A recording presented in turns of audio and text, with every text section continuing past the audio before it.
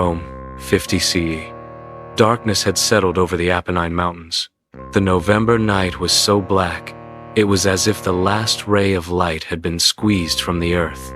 I, Lucius, a young rider, held the reins of my chariot with trembling hands. My heart was pounding, but not from fear, from excitement. I was on my way to the palace of Count Dracula, a place that had been a hub of fear and folklore for centuries. My goal was to meet him and write the secrets of his life, but the terror in the eyes of the villagers was troubling me. An old woman grabbed my arm, her wrinkled fingers as cold as ice. "Don't go, son. He is not a man. He is a devil." Her face had turned pale with fear. I tried to smile. "Don't worry. I'm just going for a meeting." But she replied, "He is the master of the night. When they come, everyone locks their doors, and they drink the light of souls and blood." Her voice slowly turned into a sob. I pulled my hand away and moved on, but her words echoed in my ears. As I advanced, a silence fell all around. Only the hissing of the wind and the terrifying howl of a wolf could be heard.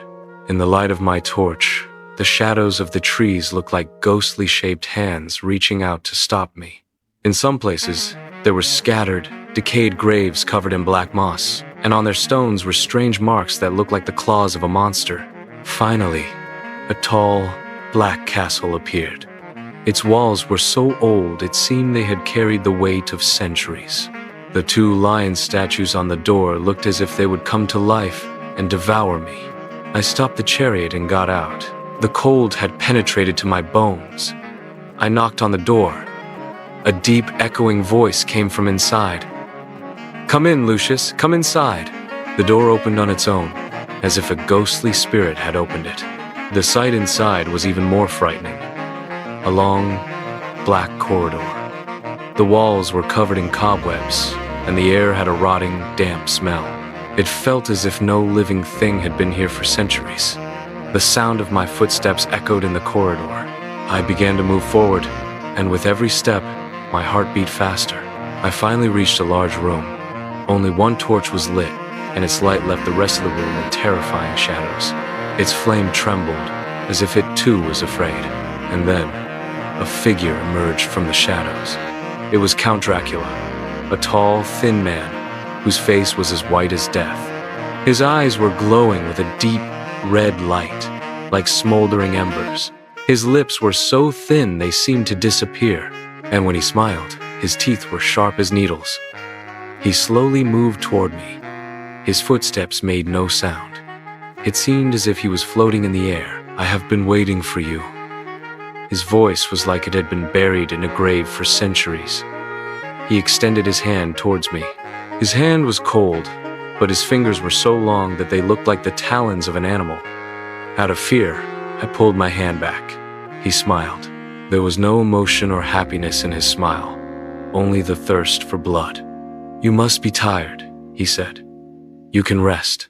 Your room is not too far from here." He showed me the way. I looked into his eyes. There was no humanity in them, only darkness, hunger, and the search for prey. Out of fear, I began to walk that path.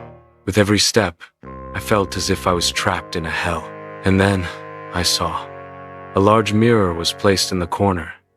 When I looked into it, my face was clearly visible, but Count Dracula's face was not.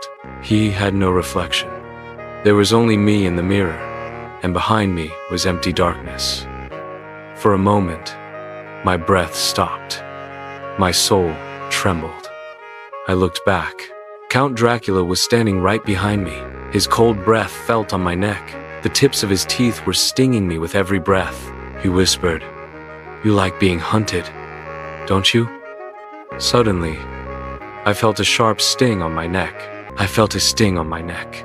It wasn't like a sharp needle, but like hot iron burning my skin. For a moment, I held my breath. It was a terrifying feeling that I was alive, but in front of a creature that wasn't. I closed my eyes and waited for them to open. When they did, I was standing in the same place, but Count Dracula was not in front of me. In his place stood a terrifying old woman, her eyes glowing with the same red light. She had long, sharp nails, and her thin, wrinkled fingers were on my neck. She whispered, "Scared already? The game hasn't even begun yet." My courage failed me. I wanted to scream, but the sound was trapped in my throat. I forcefully shook my arm and pushed the old woman away. She stepped back without a sound, as if she were just a gust of wind. I turned and started running, that same rotting smell following me. I ran out of the room and into the corridor, but the corridor had no end. Every door was open, and from every door, I could hear the wailing of dead people. I peeked into one of the doors. It was a large dining hall where people were sitting at a long table. Their faces were dead and blue. There was no light in their eyes, only empty darkness. They were eating in silence, but there was no sound of their eating. A girl lifted her head, and her eyes looked at me. She smiled, her lips trembling. "Come sit with us. Become like us." I started running. The sight of that dining hall was stuck in my mind. I just had to get out of here. Finally, I reached a door that led to a library. Without thinking, I opened the door and went inside. The door shut loudly behind me.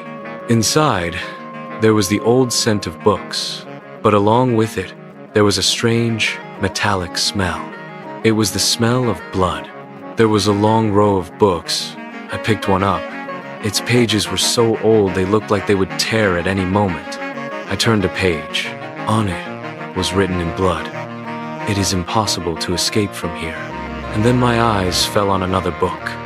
On it too was written in blood, "You are not alone." My heart was beating so fast that I could hear its sound. I looked back. Behind the books, a tall black shadow was standing. That shadow was just like Count Dracula. There was no humanity on his face now. He looked like a complete devil. "You think you can deceive me?" His voice echoed in the corridor. "What do you think? This is my place, but here everything is mine, even your body." He moved forward. His every step was floating in the air. He raised his fingers, as if he was about to tear my body into pieces. In fear, I bowed my head and closed my eyes. For a moment, I felt like I was dead, but nothing happened. When I opened my eyes, I was in a large room where there was an old bed, and on the wall was an old painting. It was a painting of Count Dracula, but his eyes had the same red glow, and his teeth were terrifying. I started running towards the door, but the door wouldn't open. I pushed hard, but the door didn't open. I looked back, and then I realized. A voice came from the painting. It was Count Dracula's voice. "You can't get out of here. Now your body and your soul, everything is mine." Suddenly, a stream of blood dripped from the painting, and then two, and then three. And then that terrifying face began to emerge from the painting, as if the painting had come to life.